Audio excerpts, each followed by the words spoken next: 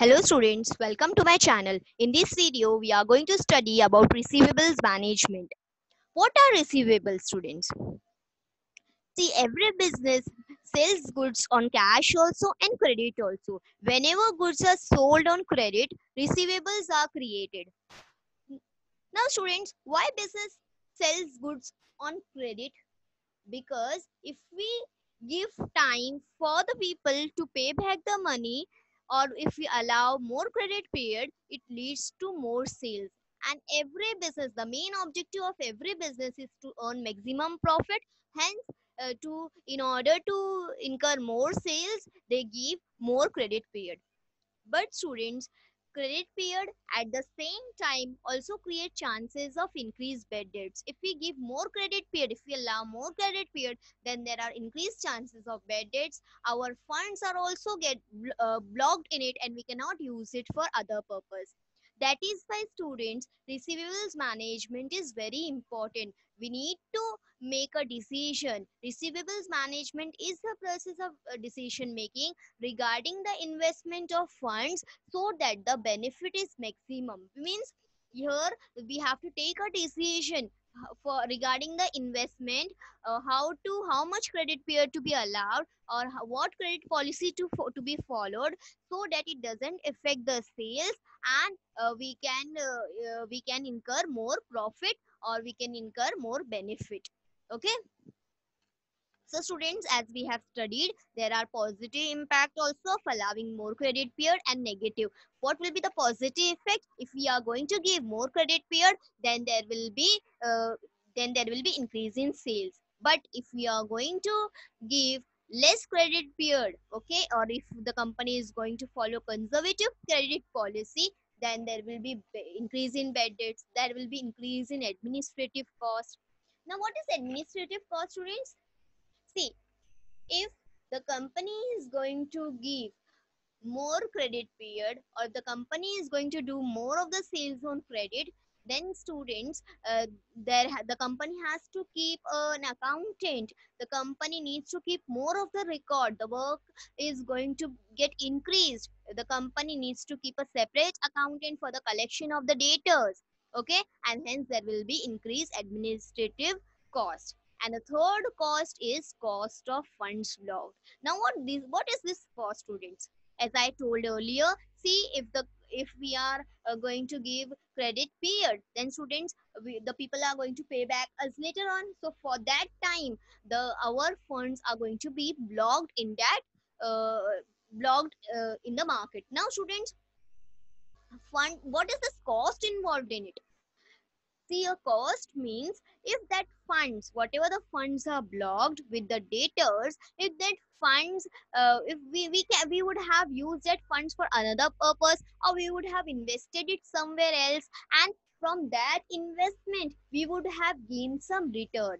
But since our funds are blocked due to the credit sales, we cannot use it. We could not use that money, and hence we are not getting the benefit out of that money. So that is the cost of funds blocked. Okay. Now students, so how to decide which option or which credit policy will be better for the company? So students, it is very simple. We will say wherever our benefit, in whichever case we get net benefit as maximum, we will say that option is the best one. Now how we will calculate benefit? We calculate profit, sales minus variable cost, contribution less fixed cost, profit. After that, these are the extra costs which are involved due to credit policy. We are going to deduct this cost also, and we will get net benefit. So what is our pro forma? Sales less variable cost, contribution. See students, if fixed cost will be given in the question, you can write it. But if it is not given, so we will not write it, because fixed cost will remain same in all the option, and hence there will be no effect on our answer. Okay. So students, bad debts will be given in the question. Cost of funds block, this we will have to calculate. Now how we are going to calculate cost of funds blocked? See, cost of funds blocked is nothing but debtors, but at cost. Why at cost, students? For example, if I sold a product for rupees 10, and my cost, my investment in that product is 7 rupees. And that 10 rupees, since I'm allowing credit period, I'm going to receive that 10 rupees for after 1 month. Take it an example. If I'm going to receive that 10 rupees after 1 month, then students, how much funds is blocked? It is 10 rupees, but my investment it is is 7. I'm getting 10 rupees only because I'm selling on credit, right? I'm getting 10 rupees only because I'm selling on credit. If I would have not sold on credit, how much money would have been with me? 7, right?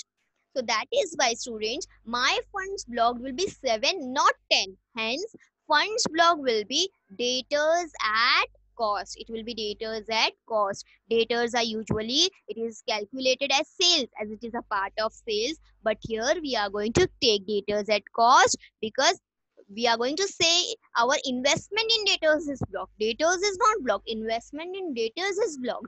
We are getting the extra money, or we are getting the profit because we are selling it on credit.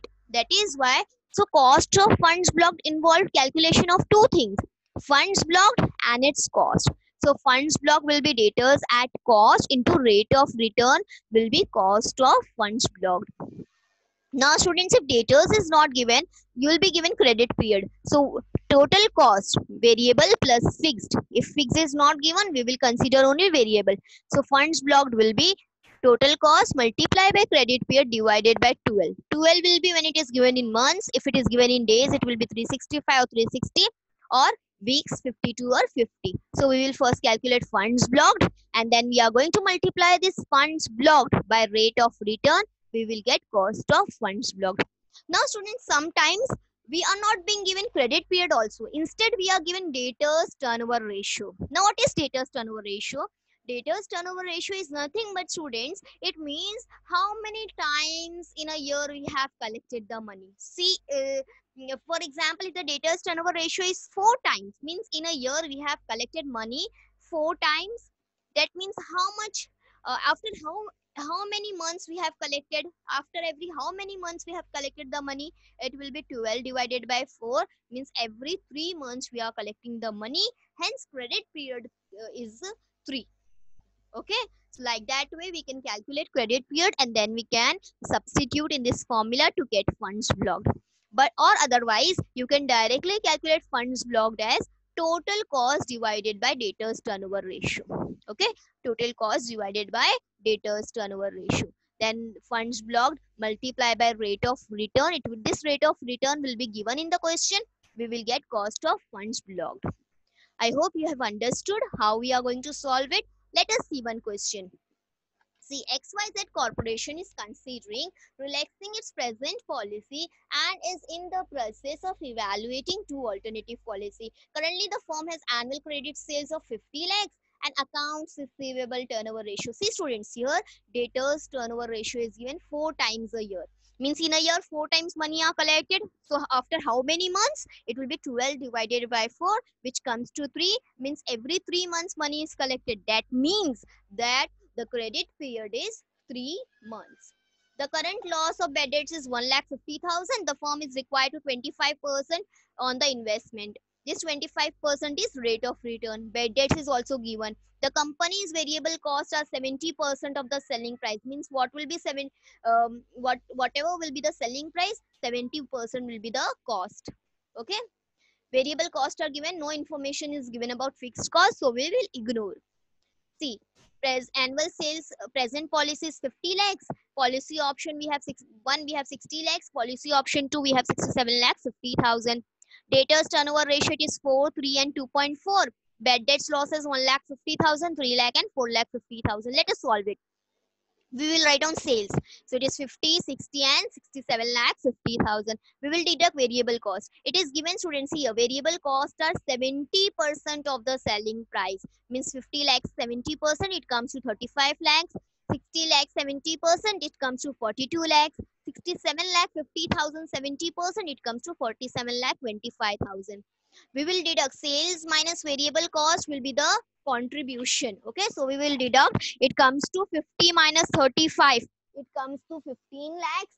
Then 60 minus 18, it comes to 42, it comes to 18 lakhs. 67 lakh 50,000 minus 47 lakh 25,000, it comes to 20 lakh 25,000. From this, we have to deduct bed debts. See, bed debts is given 1 lakh 50, 3 lakh, 4 lakh 50. So I have deducted 1 lakh 50, 3 lakh, and 4 lakh 50. Next will be cost of funds blocked. We have to calculate this cost of funds blocked. What is given? Debtors turnover ratio is given. So what is our formula? Cost of funds blocked. How we will calculate? First, we will calculate funds blocked, and then we are going to multiply that funds blocked by rate of return. Your rate of return is 25%. So funds blocked will be total cost. Now, what is the cost, students? It is 70% of sales. See, here we have calculated 35 lakhs divided by 4. See, 35 lakh divided by 4, funds blocked is 8 lakh 75,000. Multiplied by rate of return, we will get cost of funds blocked. See, cost of funds blocked here I got 2 lakh 18,750. Similarly, policy option 2, funds block will be cost divided by debtors turnover ratio. So it is 14 lakhs multiplied by 25%, we get 3 lakh 50,000. See, it is 3 lakh 50,000. Here also it is total cost variable 47 lakh 25,000 divided by debtors turnover ratio 2.4. I got 19 lakh 68,750. Multiplied by 25%, we get 4 lakh 92,187. See. Now we have to deduct from contribution. We will deduct these two. So here I am getting 11 lakh 31,250. In the second option, I am getting 11 lakh 50,000. In the third option, I am getting 10 lakh 82,813. So in which case the net benefit is maximum? It is in the second case. We can also find out incremental benefit. Means comparing with the present policy. We are going to compare with the present, and we will see whether in which option it is increasing and how much it is increasing. So here it was 11 lakh 31,250. First option it will become 11 lakh 50,000. Means I deducted. I came to know if I am going to choose option 1, I am going to get increased benefit of 18,750. Whereas if I am going to choose option 2nd, my benefit is going to decrease by 48,437. Hence, this is the bad option for me, and this 18,750 second option will be the best option. Hope students you have understood this lecture. Okay, I'm going to take more of the video lectures on our other financial management topics. Okay, so keep watching and please like, share, and subscribe my channel. Thank you.